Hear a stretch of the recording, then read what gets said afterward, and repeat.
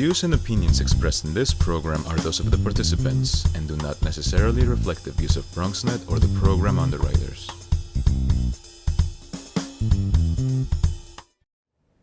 Hello and welcome to this special update about hurricane relief efforts in Puerto Rico. Today, we'll tell you about how the Bronx has responded to the hurricane crisis and what is next as Bronxites continue to rally together to help the island recover from the historic natural disaster and humanitarian crisis.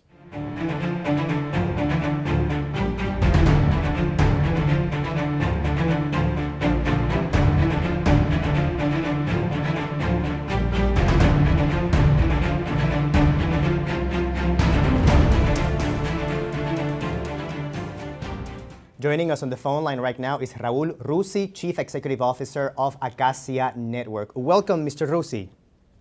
Gracias, Javier, por invitarme. Encantado. It's a pleasure that you're joining us this afternoon. Now, Mr. Rusi, what has been the response of people in the Bronx and all of New York City to this crisis in Puerto Rico? So I think that the response by the Puerto Ricans here has been exactly what you would expect when they see that a family member is in trouble. And as you all know, Puerto Ricans here in the Bronx almost universally have relatives in Puerto Rico, and people in Puerto Ricans in Puerto Rico have relatives here in New York, especially in the Bronx. So when our family who was living in Puerto Rico was in crisis, we, like all family members, tried to respond immediately. And that's been sort of an ongoing process, at least for Acacia Network.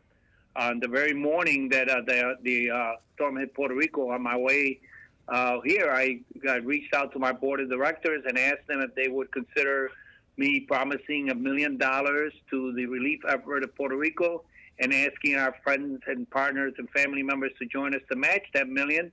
And the board immediately said yes. The fund was up by the very next day, and since then we've collected well over $600,000 in addition to the $1 million that we committed to support the relief of our families in Puerto Rico. Any idea, Mr. Rusi, how will these funds be distributed or how will they be used? Well, we obviously immediately looked at what are some of the immediate needs that would be needed. And since the electrical grid was down, we knew that people were going to need generators. So we reached out to some of our vendors and began to put together a list that we could put on a list to send to Puerto Rico. And our response brought 150 generators that we could send. But the difficult part was getting stuff to Puerto Rico, and it continues to be a real challenge. So we decided other options. We're thinking, how can we connect with some of our partners, not-for-profits in Puerto Rico, and see if they could be helpful in identifying sources of some of the things that people needed. And in the beginning, it was food. Immediately, one of the hospitals, children's hospitals, was in need of getting food to the families. They had food for the children in the hospital. The families stayed with the children during the hurricane. Now they were stuck there. They had no food for those families. So immediately we contacted a restaurant nearby and asked them if they would be willing to sell the food to us if we paid them. We worked with Banco Popular to set up an account in Puerto Rico.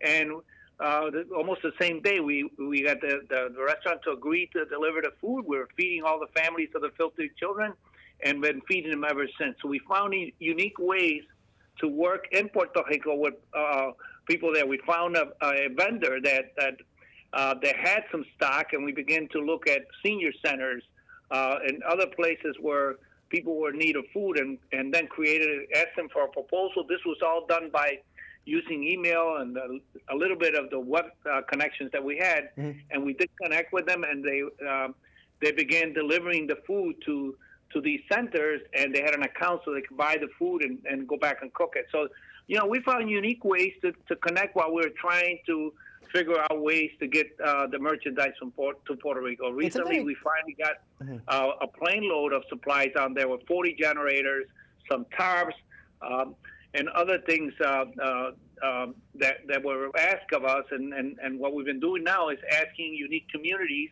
that we've agreed to adopt what are their needs, and then getting those needs directly to them. But it still continues to be difficult. We have a ship container that we put on a ship now 10 days ago The company told us that they were going to have it there in a week, and now they're telling us it's going to take 4 to 6 weeks. Wow. And we have 60 generators in there. We have like 300 tarps. We have these solar lights are all inside that container and may not even have left New Jersey yet. I know Acacia also runs, even though it is based in the Bronx, Acacia also runs some programs in Puerto Rico. How are those programs affected, and what's happening with them now? So we have a site that we're building 103 units of affordable housing in Toalta, Puerto Rico. We were about midway in the construction of that project. We found out that obviously most of the construction that was being done was cement and steel.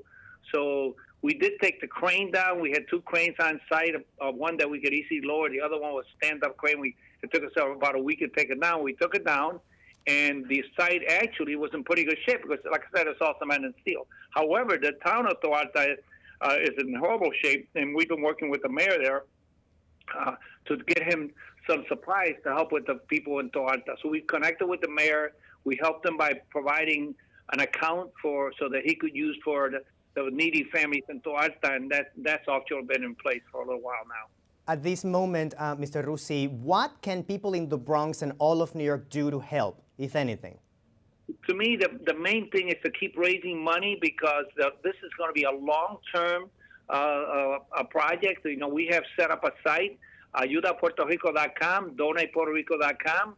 You can either go to our AcaciaNetwork.org site and see it, or you can go directly to donatepuertorico.com or ayudapuertorico.com and donate money. We promise everyone that every single dollar that is donated to the site will be used to help directly the people in Puerto Rico. And if anybody figures out anything different, I'll give them back their money. We've already put up $1 million. We've got $600,000 that's been added to it. We're obviously spending that money to get supplies and work with the vendors in Puerto Rico. A lot of the donated stuff that's donated here and is put on the Air Force planes, they go to the government site and they get distributed throughout the island. But we're focusing on some unique needs in Puerto Rico, and that's what we're trying to do is figure out where the most needy are and go there and try to deliver it to those people. We just had a group of nuns contact us. They're working with homeless women. They needed just things like sanitary napkins, just toothpaste, toothbrush, things, simple things that people can't get because of the issue about getting things into Puerto Rico. Thank you, Mr. Rusi, for joining us this afternoon. Again, the portal is ayudapuertorico.com or donatepuertorico.com. Thank you and congratulations to all the team in Acacia, and you have a rain check to meet up with us again. Thank you very much. Thank you for calling us.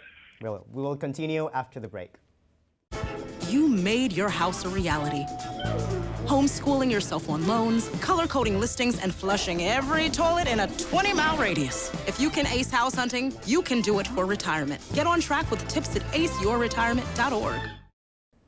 Welcome back. With over 23% of the Bronx entire population, Puerto Ricans make up the largest Hispanic ethnic group in the borough. Since the September 20th hurricane, the community has been active holding food drives, telethons, crowdfunding campaigns, cultural benefits, and more to support the hurricane relief efforts. Veronica Guiti went to Southern Boulevard and brought us the following story. Bronxites are out here strong and united for one purpose, to send help for Puerto Rico and Mexico. Borough President Ruben Diaz and his father, State Senator Reverend Ruben Diaz, along with the Hispanic clergy organization, led a donation drive for the victims of Hurricane Maria in Puerto Rico and from the earthquake in Mexico City. For the Diazes and for many of the officials and residents of the Bronx, this is a difficult time as the borough holds a high number of Puerto Ricans who call the Bronx their home. We all have been suffering, many like me, many hundreds of thousands of Bronxites have family members that they haven't been in contact with over the last 9 days, so the anxiety has been building up. And so I think that people have channeled that energy of despair, of anxiety, and have come together to not only deliver material, but also just to be together. And to me, it's the very essence of the beauty of what it is to be a human being. This is such an amazing outpouring of unity and generosity. Walking over here, the line of people bringing donations, I've never seen anything like this before. We just sent out 2 containers, filled up trailer trucks, took us about 2.5 hours. The whole community's here dropping off stuff. We just got 2 more trailer containers put here. Fat Joe donated all the containers. The love here today is unbelievable. The unity here is all different nationalities, different ages here, all running together, and we're going to help Puerto Rico. We're sending this stuff over here right away. People need help, that's it, you know what I mean? And that's our people. We all got friends, family as Puerto Rican, you know, we got to help them. President Trump has received major criticism for not moving fast enough to help the people of Puerto Rico. City officials say they are not waiting and that it was just time to take matters into their own hands. As an elected official, I am embarrassed at the slow response of the federal government from our president, from Congress, to the issues and the crisis in Puerto Rico. Now is not the time for finger pointing. I'm glad the president now understands the urgency and has started to respond, but they cannot shortchange Puerto Rico. This storm is the Katrina of the Caribbean. There should have been no equivocation. There should have been no hesitation. The federal government still has not responded in an adequate fashion to what the needs of the island are. So this is important, but we're going to also have to mobilize. We're going to have to put pressure on our federal government to bring more resources to the island, because we still don't have enough boots on the ground. People are hungry. People are thirsty. Resources are not getting there, so there's a lot more work to do. Bronx residents were just as passionate. I'm an American, but you know, I don't understand this country anymore. But Puerto Rico and Mexico and all the other countries, they will overcome this. Our president has to wake up and grow up. Yet they let anger and disappointment subside while pride and compassion for humanity took over. I'm a proud Puerto Rican, I'm a proud Viequense. We're Vieques strong, we're a proud people, we're resilient, and I know that we will stand up and we will keep moving forward. Throughout the day, hundreds of volunteers came through to help pack thousands of goods for the relief effort.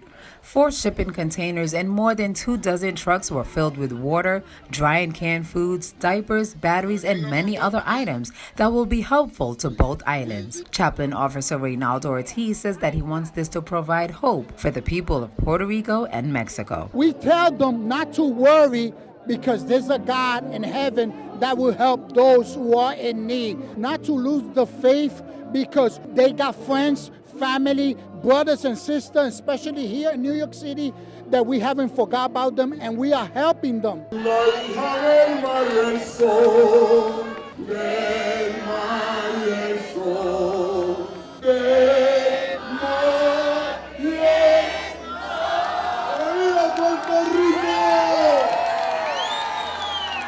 Things may be wrapping up here today, but donations will still be needed. So you can be a part of it all. Just reach out to your local officials and find out where you can send your donations. For BronxNet, I'm Veronica Guiti.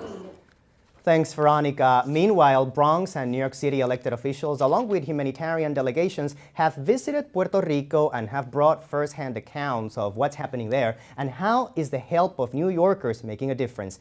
BronxNet recently caught up with Congressmember Adriano Espaillat upon his return from the island.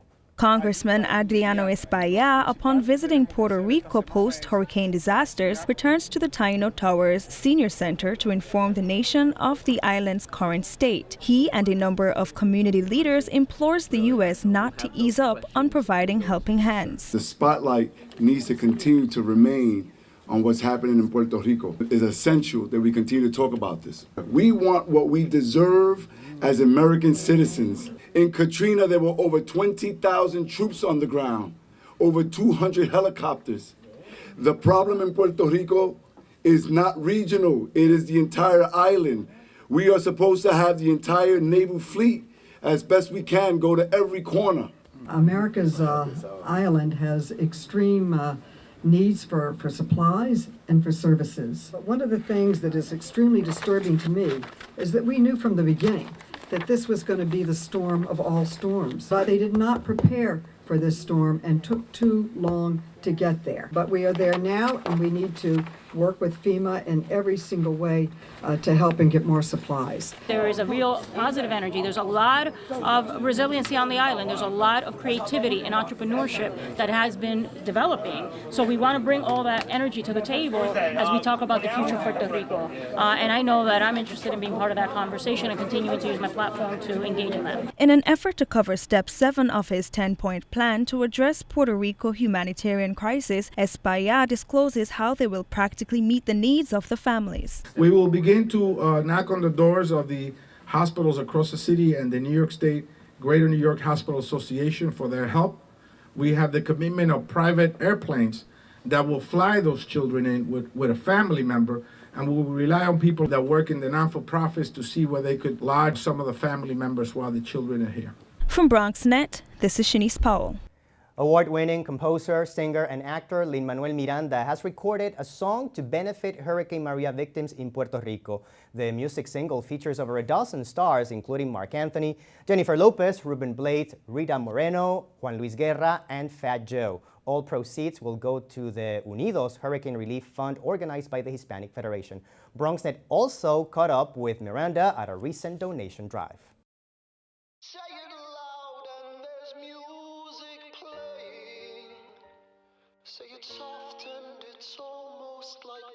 They're all looking for ways to help. We're all seeing the same news reports. We're all hearing the same stories from our family. The song is available for download, and it is already #1 in 17 countries, and it is among the top 10 selling songs in another 23 nations. Stay tuned for the music video at the end of this program. Joining us on the phone right now from San Juan, Puerto Rico is attorney and analyst Jay Fonseca. Welcome, Jay. Thanks for having me. Jay, I know you have been working very diligently since this crisis struck. I have been following you on social media. How has the relief effort coming from the Bronx and communities all over the United States made a difference? Well, it has made a huge difference. We are still lacking many services, and, electricity is up to 10% 3 weeks after the hurricane. We're still struggling. Basically, only 40% of the population has water, running water, or consistently only 35% of the population. Still, if it weren't for you guys in the States, we would not been able to basically recover. No food or electricity. It's coming to most of the people here, yet the aid, the relief efforts from the States, those goods and supplies are the one that keeping us basically fed. And right now, we're thankful, and we need more of that. Please don't stop. Not yet. I mean, I know you work tirelessly, and I know that in the States, people are just trying to help. Just keep doing it, because we are still in dire straits. Now, Jay, this morning, today, I should say, in your radio program at WKAQ in San Juan, you made a statement and you seem to imply that the situation is far worse than what we get on TV or what we are being told. Is that accurate? Is this actually worse than we've seen? Okay, well, in some parts of the island, yeah, it is worse. And it's really bad. If you come to San Juan, where I'm at, it's okay. We can deal with it. It's not yet what's normal, but it's improving. But you can tell that the improvement has not been enough in the rest of the island, especially in the rural areas. If you go right now to any of the rural areas, you will see that there's no running water for most of the people, and electricity is just gone, and they don't even have communications. I mean, just to make a phone call so you can call the cops or call an ambulance, you cannot do that. I mean, imagine you're struggling or you're having a problem or someone is stealing from you. You cannot even call the cops. It's bad. I mean, it's that bad. There have been reports that government aid has been a little slow to come by. Now, as that happens, what is the importance of community actually collaborating together in helping each other and also communities from abroad? No, in the case of the United States and the Hispanic community in the States, and people in the Bronx and New York and New Jersey and all that, we need to keep pressuring Congress, because if Congress don't act soon, people are just going to flee the island really rapidly, and people are already flying away. They're just moving away from here, especially to Florida. But it's going to also to increase the migration to Texas and probably to New York as well. And the reason why that's so bad for us is that it's going to be harder to improve conditions here. And basically the aid that's been sent here from the States, it keeps the pressure on Congress and the U.S. media to keep informing what's going on. So you guys, people in the States are basically the only reason why we are still news. We weren't news at all, first of all, and now we're still being asked And this conversation is probably happening because of the involvement of the Hispanic community in Puerto Rico and the situation here. Shortly after the hurricane, you wrote an op-ed for the Washington Post, literally alerting President Trump about the massive exodus of Puerto Ricans. How was that op-ed received? Well, I've seen people in the States understood it. I mean, it's simple. We are American citizens since 1917. So 100 years ago, we were given the citizenship, the U.S. citizenship, because the First World War, and it was related to that period of time. So now the consequences are that we can just move from here. So people are not willing to sacrifice their entire lives just to stay here, knowing that it's not improving as fast. And it was already bad because of the fiscal situation. So now it's just getting worse since the government not even have the money to pay, the payroll. So it's that bad. I mean, it's going to get worse if action is not done quickly. You have touched on a very important subject there, which is looking toward the future. As you look forward, Jay, what are some of the things that we need or that you need to help Puerto Rico recover? What are some of the challenges? I mean, the challenges are obvious. I mean, we are struggling fiscally. We have a huge amount of debt that for now we're not paying because, of course, the situation of the hurricane and because we're in bankruptcy under Promesa. There's a Congress law, I think it's 114. So, and that's going on right now. But not only the debt. Our problem now is that Puerto Rico is not sustainable the way it is. And we need to change many things. We need to reconstruct Puerto Rico. And for that, we need Congress to act. So would you agree that this crisis has exposed a lot of things about Puerto Rico that some people didn't even know? For example, Jay, I have been talking about the Jones Act for the last 25 years, and no one paid much attention, just like many other leaders have been talking about it, but now people know what it is in the last 3 weeks. Jones Act basically is the most important issue right now, because if we want shipments from Brazil that can sell us goods, or for just to provide electricity and to help recover our grid, our electrical grid, they have to decide whether they come to Puerto Rico or they go and sell to Florida. Of course, if you go to Florida with 30 million people, 20-some million people, if you're a company that's selling goods or selling for the electrical grids and cables and all that, you have to choose between coming to Puerto Rico or going to Florida or Houston. So I guess, there's a bigger market, so if you're you want to make some profit, you would just go to Houston and sell those goods there, or sell those goods in Florida and not come to Puerto Rico, because Jones Act basically forbids any shipment to come to Puerto Rico and then go to the States. And that's the problem. I mean, it makes it so much harder for us to recover because we have that law. Now, Jay, the Bronx itself has one of the largest populations of Puerto Ricans outside of the island. At this point, still 3 weeks after the hurricane, more than 3 weeks after the hurricane, some of them have not heard from their relatives. Is there anything we can tell them? What should they do? Some of them are thinking about hopping on a plane and go check them out in person.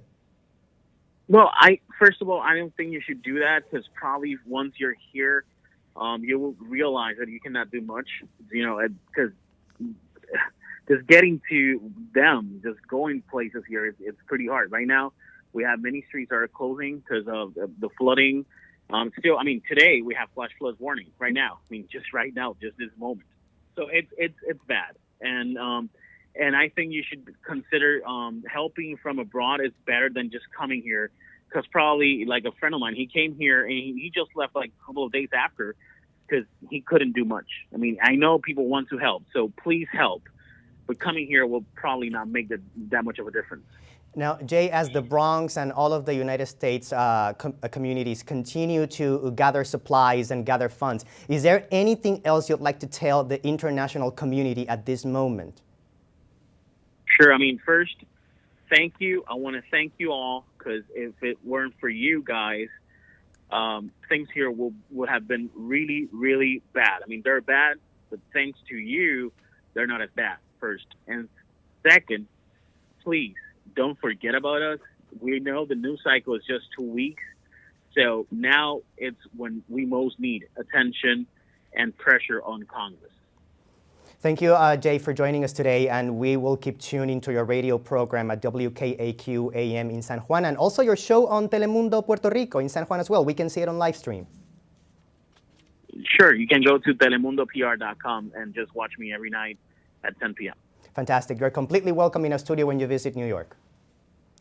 Thank you. Solidaridad, hermano. Gracias. Thank you. We will return after the break.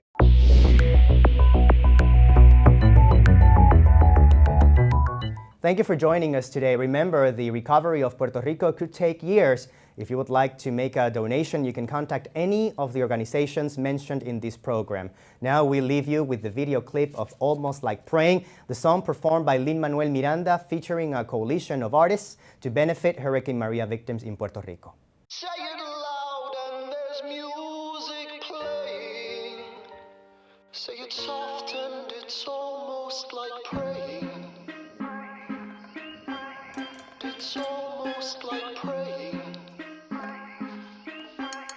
It's almost like praying. It's almost like praying. It's almost like Cabo Rojo, Corozal, Naguabo, Guaynabo, San Lorenzo y San Germán, San Sebastián, mi viejo San Juan, Isabela, Maricao, Fajardo, Dorado, Hormiguero, Zumacao, Trujillo, Atillo, Vega Baja, Toa Alta, Toa Baja, Mayagüez, otra vez, Aguadilla, Quebradilla, Guayanilla, Juanadilla, y Calle. It's almost like praying. It's almost like praying. It's almost like Arecibo, Guanica, Culebra, Las Piedras, Orocovis, Guayama, Gurabo, Maunabo, Aguas Buenas, Salinas, Río Grande, Sabana Grande, Yabucoa, Florida, Peñuela, Santa Isabel, Ay, Naranjito, Barranquitas, Carolina, ay, bonito Bayamón, Rincón, Barceloneta, La María, Comerío, Moca, Ponce, Manatí, así. It's almost like praying.